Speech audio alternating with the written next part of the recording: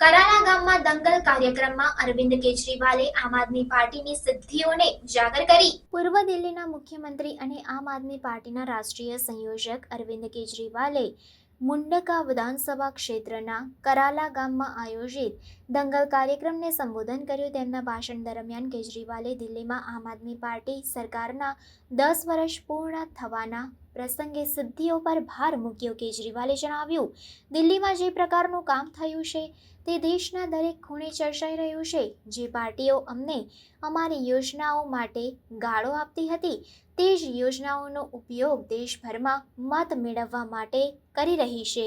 તેમણે મફત વીજળી, પાણી, સરકારી શાળાઓમાં ગુણવત્તાવાળી શિક્ષણ અને મહોલ્લા ક્લિનિક્સ જેવી વિવિધ પહેલોની સફળતાને ઉજાગર કરી.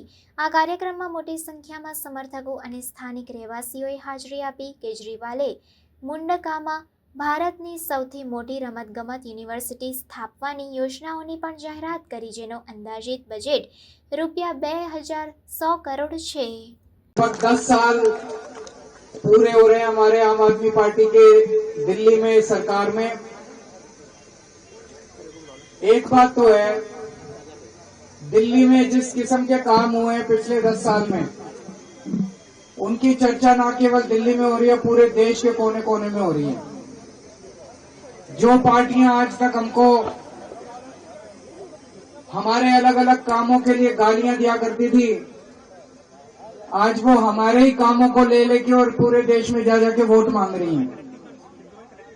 दिल्ली में एक तरफ हमने गरीबों के लिए, लोअर मिडिल क्लास के लिए, मिडिल क्लास के लिए, उनको महंगाई से छुटकारा दिलाने के लिए कई योजनाएं करी, तो दूसरी तरफ दिल्ली के इंफ्रास्ट्रक्चर को बढ़ाने के लिए भी बहुत काम किए. गरीबों के लिए, मिडिल क्लास के लिए हमने बिजली फ्री कर दी, पानी फ्री कर दिया, शानदार सरकारी स्कूल बना दिया. ऐसे स्कूल आपको पूरे देश में कहीं नहीं मिलेंगे. ऐसे स्कूल बना दिए कि आपको जान के ताज्जुब होगा, पिछले कुछ सालों में 4 लाख बच्चों ने प्राइवेट स्कूलों से अपने नाम कटा के सरकारी स्कूल में भर्ती हुए हैं. 4 लाख बच्चे.